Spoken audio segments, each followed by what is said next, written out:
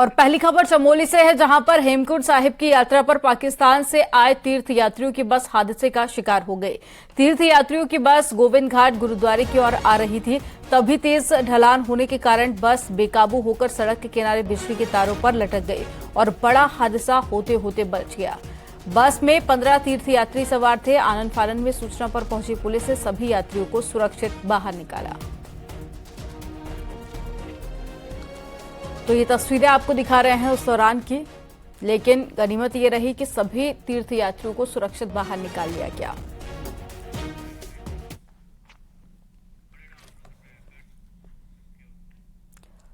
तृतीय केदार तुंगनाथ धाम का एक वीडियो वायरल हो रहा है, जिसमें मंदिर के पुजारी और श्रद्धालुओं के बीच में विवाद हो रहा है।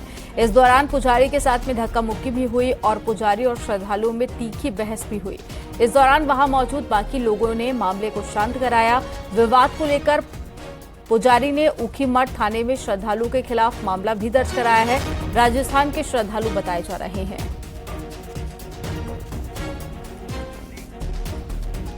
और ज्यादा जानकारी के साथ में संदीप जुड़ गए हैं फोन लाइन पर। संदीप, वीडियो को लेकर ज्यादा जानकारी क्या है आपके पास और किस बात को लेकर यह विवाद हुआ था? जी बिल्कुल, बता दें पिछले 2 से 3 दिन पहले की घटना है, जहां पर तुंगनाथ धाम में राजस्थान से कुछ श्रद्धालु थे, 7-8 श्रद्धालु, और ये पूजा अर्चना को लेकर यहाँ पे विवाद हुआ था, क्योंकि वो जबरन पूजा अर्चना के लिए अंदर गर्भगृह में घुस गए थे। और उसके बाद वहां पर जो पुजारी गण थे उन्होंने उनको मना किया और बाहर जाने के लिए कहा। इसी को लेकर परिसर है वहां पे विवाद हुआ। और जो वीडियो आज वायरल हुई इसमें साफ देखा जा सकता है दोनों पक्षों के बीच काफी गहमागहमी हुई, बहस हुई, और वहां पर कुछ महिला श्रद्धालुओं द्वारा जो पुजारी पे भी उनको धक्का भी दिया गया। तो इसी बात को लेकर वहां पे हंगामा हो गया था। हालांकि लगभग आधे घंटे तक ये हंगामा चला, उसके बाद मामला शांत हो गया था। लेकिन सबसे बड़ी बात यह है कि तुंगनाथ धाम जो है वो एक श्रद्धा का केंद्र, आस्था का केंद्र है, और इस तरीके से वहां पे दर्शनों के लिए आना और फिर हुड़दंग करना कहीं ना कहीं एक बहुत ही शर्मनाक घटना है, और इसमें पुलिस जांच कर रही है। हालांकि जो श्रद्धालु है उनके द्वारा भी इसमें ऑनलाइन रिपोर्ट दर्ज की गई है उन पुजारियों के खिलाफ, लेकिन मामले की तह में अभी पुलिस जा रही है और कौन दोषी है उसके खिलाफ कार्रवाई की बात की जा रही है। जी, जानकारी साझा करने के लिए बहुत शुक्रिया संदीप आपका।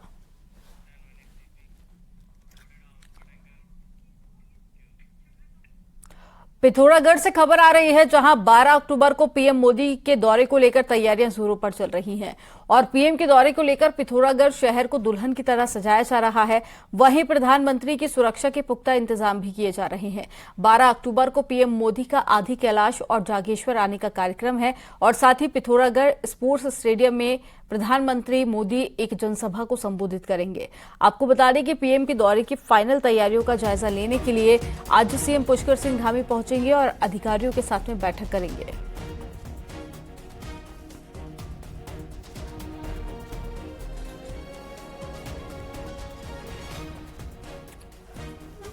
तो प्रधानमंत्री नरेंद्र मोदी का दौरा है, जिसको लेकर अभी से तैयारियां शुरू कर दी गई हैं। सुरक्षा के इंतजाम और साथ ही यहां पर साज सज्जा का काम भी शुरू कर दिया गया है।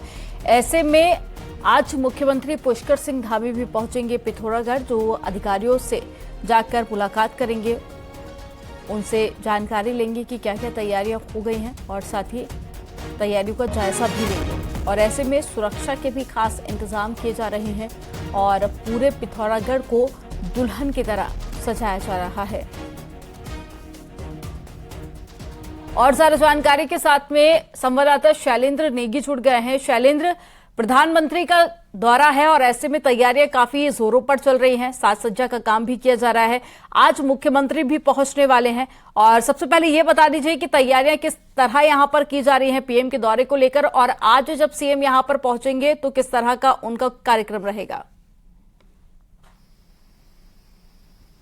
देखिए, मैं इस समय नैनी सैनी एयरपोर्ट के ठीक बाहर मौजूद हूं। यहीं से प्रधानमंत्री का काफिला 12 तारीख को स्पोर्ट्स स्टेडियम की तरफ जाना है और स्पोर्ट्स स्टेडियम में प्रधानमंत्री नरेंद्र मोदी की बड़ी रैली होनी है अल्मोड़ा पिथौरागढ़ लोकसभा क्षेत्र के लिए। यानी एक तरीके से माना जा रहा है कि लोकसभा का चुनावी आगाज भारतीय जनता पार्टी प्रधानमंत्री की इस पहली रैली के जरिए उत्तराखंड में कर देगी। आज अभी मुख्यमंत्री पुष्कर सिंह धामी थोड़ी ही देर बाद नैनीसैनी एयरपोर्ट पर उतरेंगे और नैनीसैनी एयरपोर्ट के बाहर ही जो एडमिनिस्ट्रेटिव भवन है यानी प्रशासनिक भवन है वहां पर उनका अधिकारियों के साथ बैठक का कार्यक्रम है और एक तरीके से अंतरिम जो तैयारियां हैं प्रधानमंत्री के इस दौरे की उन तैयारियों की समीक्षा करेंगे। लेकिन मैं नैनीसैनी एयरपोर्ट के बाहर इस समय मौजूद हूं और नैनीसैनी एयरपोर्ट की जो दीवारें हैं, बाहर से निकलने हुए जो रास्ते हैं वो किस तरीके से सजाए गए हैं, क्योंकि उत्तराखंड एक तरीके से वाइल्ड लाइफ और जो बर्ड वॉचिंग है उसका एक सेंटर माना जाता है और यहाँ की रिच पूरा का पूरा एनवायरमेंट है, तो उसको इस दीवारों पर दर्शाया गया है। इसी तरीके से नैनीसैनी एयरपोर्ट से निकलने वाले जो रास्ते हैं उस पर भारतीय जनता पार्टी के झंडे आपको जगह जगह टंगे हुए मिल जाएंगे और एयरपोर्ट को सजाया जा रहा है। ये इस तरीके से बैरिकेडिंग की जा रही है ताकि प्रधानमंत्री जब यहां से निकले, प्रधानमंत्री का काफिला इस इलाके से निकलेगा तो वो हाथ लहराते हुए निकलेंगे। हो सकता है कि उनका यहां से रोड शो निकले। बीजेपी का कार्यक्रम यही है कि प्रधानमंत्री रोड शो के जरिए उस स्थल तक पहुंचेंगे यानी स्पोर्ट्स स्टेडियम तक पहुंचेंगे जहां पर इस पूरी लोकसभा क्षेत्र की जनता पहुंचेगी, यानी पूरे के पूरे अल्मोड़ा, पिथौरागढ़, बागेश्वर और चंपावत यानी 4 जिलों के लोगों को यहां पर पहुंचना है। और भारतीय जनता पार्टी के संगठन के स्तर पर भी जबरदस्त तैयारियां हैं और जो ये सजावट है ये अपने आप में बता रही है कि प्रधानमंत्री के स्वागत के लिए किस तरीके से पिथौरागढ़ तैयार है, किस तरीके से अल्मोड़ा में तैयारी चल रही है। आज मुख्यमंत्री पुष्कर सिंह धामी भी पहुंचने वाले हैं। मुख्यमंत्री कब तक यहां पर पहुंच सकते हैं और साथ ही अधिकारियों से उनकी मीटिंग भी होनी थी, तो उसको लेकर क्या जानकारी?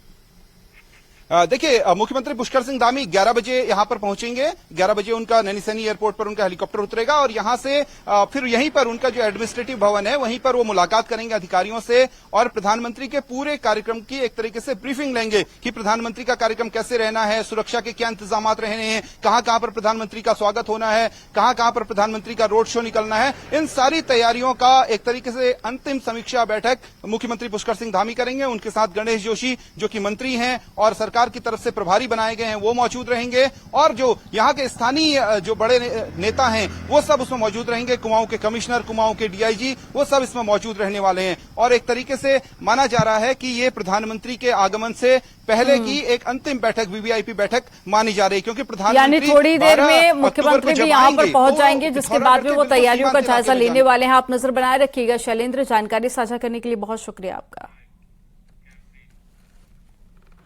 प्रधानमंत्री नरेंद्र मोदी 12 अक्टूबर को भारत के सीमांत इलाकों में पड़ने वाले आदि कैलाश के दर्शन को पहुंच रहे हैं और इसी दौरान में पीएम का अल्मोड़ा में शिव के प्रसिद्ध धाम जागेश्वर में भी पूजा अर्चना का कार्यक्रम है।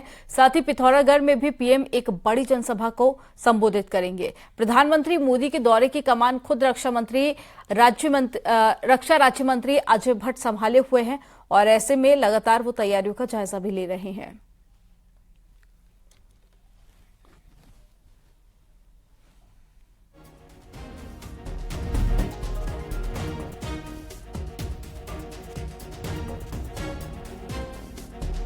उत्साह है पूरे उत्तराखंड में।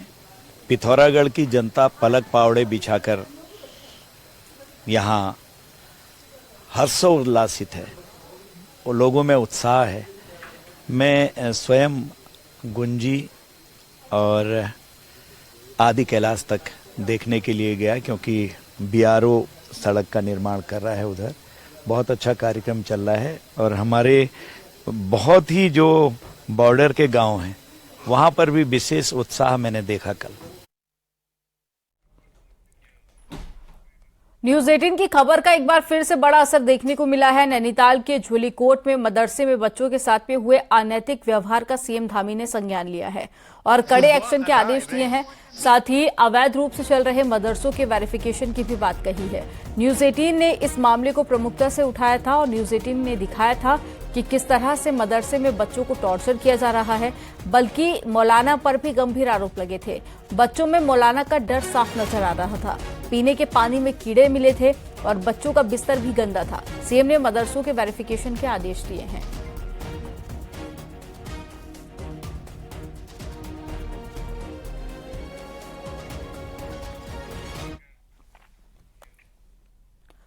नैनीताल के ज्वालीकोट में बिना रजिस्ट्रेशन के चल रहे मदरसों के कारनामे के बाद में अब प्रदेश भर में संचालित मदरसों पर भी सवाल उठने लगे हैं। एक रिपोर्ट आपको दिखाते हैं।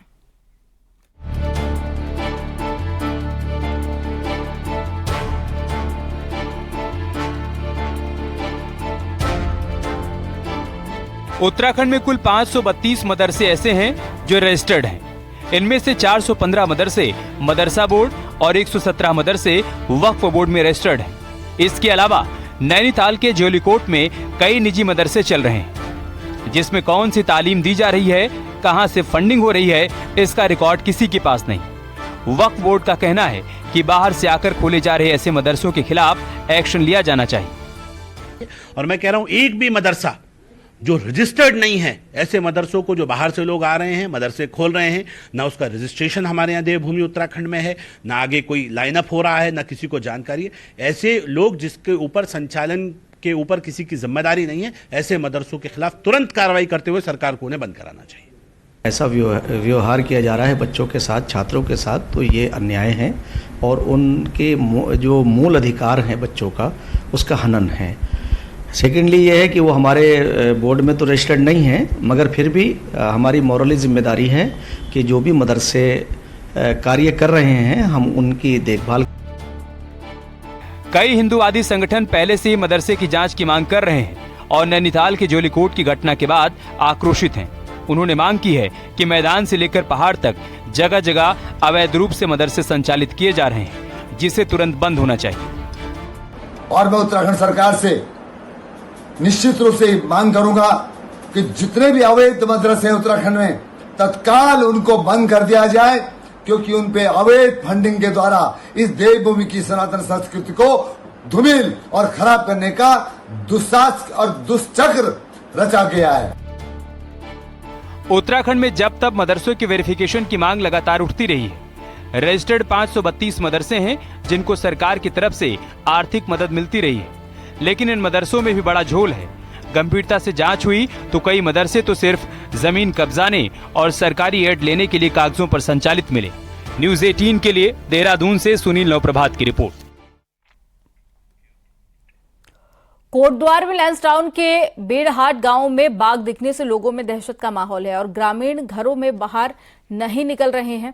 आपको बता दें कि हाल ही में बाघ ने एक महिला को अपना निवाला बना डाला था, जिसके बाद में लोगों में दहशत और ज्यादा बढ़ गई है।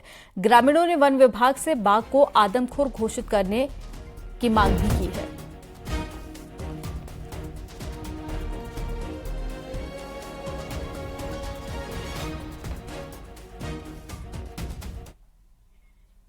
चाहेंगे हमें या तो कहीं जगह दो, हम सारे गाय बच्ची गांव वाले सब आने को तैयार है, छोड़ देंगे हम इस गांव को, पर कोई हमारे सुने ना तब। और रोजगार नहीं है, बकरी है तो बाघ ले जा रही है, हमें तो हमें भी बाघ खा दे रही है, गाय है तो बाघ खा दे रही है। क्या कमाना है, क्या खाना है हमने? सरकार हमें रोजगार दे दे, कहीं ले जाए, कहीं दूर बसा दे, हमें यहाँ छोड़ के। बागेश्वर में गुलदार का आतंक थमने का नाम नहीं ले रहा है। नागर गांव में घास लेकर आ रही लड़की पर गुलदार ने हमला कर दिया। गुलदार के हमले में लड़की घायल हो गई है, तो वहीं लड़की के परिजनों के हल्ला करने के बाद में गुलदार भाग गया। वहीं घायल लड़की को अस्पताल में भर्ती कराया गया है। गांव वालों ने वन विभाग से गुलदार को पकड़ने की मांग की है।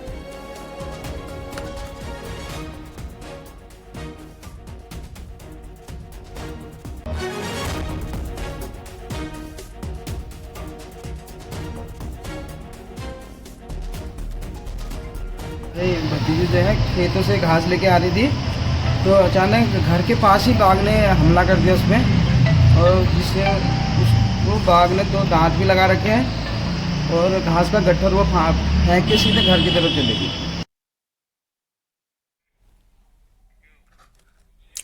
चक्राता में टिहरी मलेथा ट्यूनी नेशनल हाईवे पर डामरीकरण का काम चल रहा है, लेकिन इस पर अब सवाल उठने लगे हैं। सड़क का डामरीकरण का जो काम यहां पर चल रहा है वो हाथों हाथ उखड़ रहा है और ग्रामीणों के आरोप है कि डामरीकरण में घटिया सामग्री का इस्तेमाल किया जा रहा है, जिसकी वजह से डामर हाथ से ही उखड़ रहा है।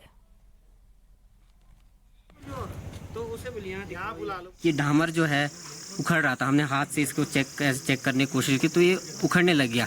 तो हमने जो संबंधित कंपनी के आरजीबी कंपनी के जो यहाँ पे साइट इंचार्ज है, जब उनसे कहा कि भाई ये किस प्रकार का कार्य हो रहा है, तो इसमें वो जवाब देने में असमर्थ रहे।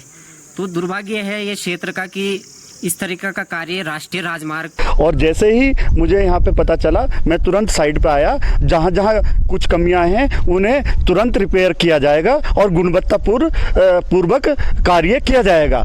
और जो भी कार्य किया जा रहा है और गुणवत्ता के अकॉर्डिंग। उत्तरकाशी में शहर के बीच में तांबा खानी के पास में नियम के खिलाफ कूड़ा डंपिंग जोन बनाया गया है। वहीं तांबा खानी में कूड़े का पहाड़ लोगों के लिए मुसीबत का सबब बना हुआ है। वहीं कूड़े के अंबार से बीमारियों के फैलने का डर भी बना हुआ है और नगर पालिका अध्यक्ष ने कूड़े को जल्द हटाने का दावा किया है। संगठन है, देखिए ये पिछले 4 साल से ये कूड़े का पहाड़ है। ये कभी गंगोत्री राष्ट्रीय राजमार्ग हुआ करता था, लेकिन यहाँ पे एक टनल बनी है, तो उसके बाद ये जो राष्ट्रीय राजमार्ग है इसको कूड़ा घर में तब्दील कर दिया नगर पालिका ने और लाखों टन यहाँ पे कूड़ा एकत्रित हो रखा। हालांकि कुछ कूड़े आज रात से कल से कूड़ा जो फ्रंट का है सारा पीछे चल जाएगा। तामाखानी के पीछे वाली सुरंग में वहाँ पर हमने मशीन लगा रखी है, जो मशीन इस नए कूड़े को छांट रही है। पुराना कूड़ा छट रहा हमारा तिलोत में, लोग बहुत कंफ्यूज इसमें रहते हैं। पुराना कूड़ा छट रहा है तिलोत में, लीकेज वेस्ट जो फ्रेश वेस्ट है वो यहाँ पर पीछे सुरंग के पीछे छट रहा है। छटाई करवाते हुए उसको रिसाइकलिंग के लिए भेजने की कार्रवाई यहाँ नगर पालिका द्वारा प्रारंभ की गई थी। वो कार्रवाई काफ़ी हद तक पूरी भी की गई, हालांकि अभी तक वो पूर्ण नहीं हुई है। और अब शेष सिखों के प्रसिद्ध धाम हेमकुंड साहिब के कपाट शीतकाल के लिए 11 अक्टूबर को दोपहर 1 बजे बंद कर दिए जाएंगे। हर साल हेमकुंड साहिब के कपाट मई महीने में खुलते हैं और यात्रा अक्टूबर तक चलती है।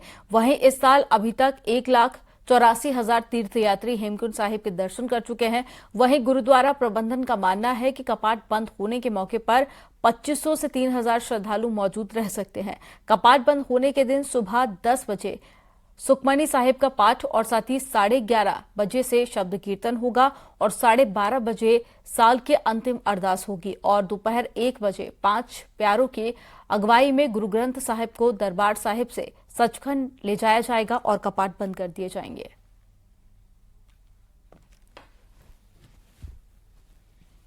की भांति इस बार भी जब कपाट बंद होंगे तो दोपहर को 1 बजे संपूर्ण रूप से समाप्ति हो जाएगी।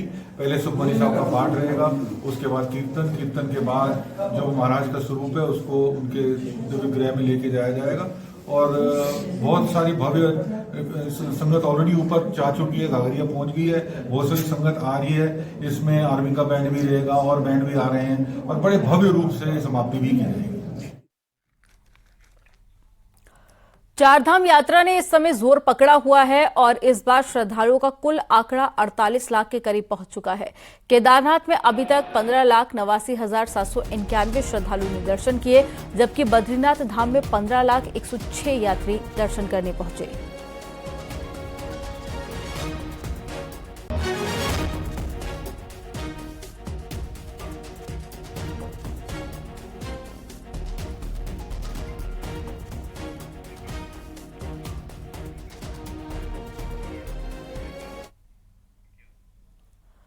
सांस्कृतिक नगरी अल्मोड़ा में 150 साल पहले से रामलीला का इतिहास जुड़ा हुआ है। कई महीनों तक कलाकार रामलीला मंचन का अभ्यास करते हैं और कलाकार मंचन के साथ ही गायन भी खुद करते हैं। एक रिपोर्ट आपको दिखाते हैं।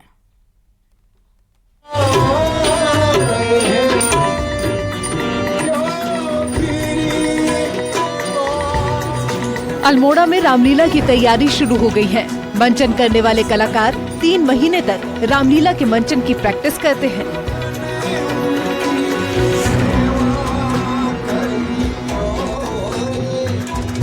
रामलीला भैरवी, श्याम कल्याण, जय जयवंती ठुमरी समेत कई रागों में गाई जाती है। शहर में 12 से ज्यादा जगहों पर अब रामलीला का मंचन किया जाता है, लेकिन नन्ना देवी की रामलीला सबसे पुरानी रामलीला है। कलाकार खुद ही गायन के साथ ही मंचन करते हैं।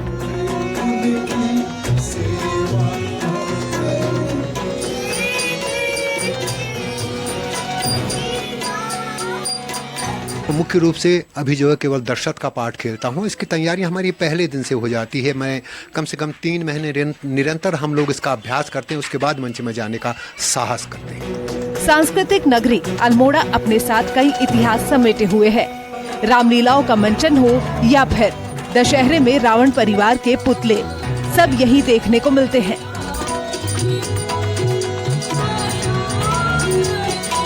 हमारी रामलीला नंदा देवी की सबसे पुरानी है। उससे पहले बद्रेश्वर में होती थी छिलके से, छिलका जला के, गैस जला के, कोई साधन नहीं थे। उसके बाद तुनरा में हुई, उसके बाद अब यहाँ होती है नंदा देवी में 1860 से। आज तो रामलीला के सभी संसाधन हैं, लेकिन जब बिजली भी नहीं हुआ करती थी तब लालटेन के उजाले में रामलीला का मंचन किया जाता था। न्यूज़ 18 के लिए अल्मोड़ा से किशन जोशी की रिपोर्ट।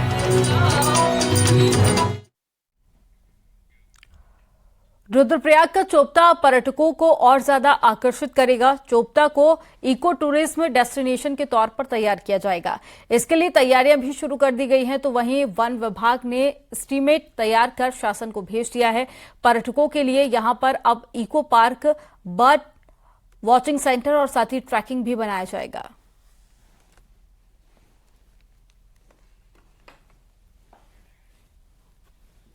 इको टूरिज्म फैसिलिटी हेतु वहाँ पे बर्ड इंटरप्रिटेशन सेंटर, एक कल्चरल हेरिटेज सेंटर और एक इको पार्क बनाने का प्रस्ताव है। साथ ही इको ट्रेल और ट्रैकिंग के लिए व्यवस्था।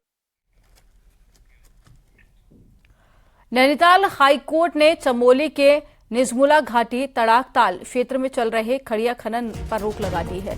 साथ ही कोर्ट ने केंद्र सरकार के साथ में राज्य सरकार, डीएम, डीएफओ समेत अन्य पक्षकारों को नोटिस जारी किया है और जवाब मांगा है। कोर्ट का मानना है कि ये सुप्रीम कोर्ट के निर्देशों का उल्लंघन है। जनहित याचिका में ये कहा गया था कि निजपुला घाटी तड़ाकताल क्षेत्र में मानकों के खिलाफ में खनन किया जा रहा है, जिस पर सुनवाई करते हुए हाईकोर्ट ने खनन पर रोक लगा दी है।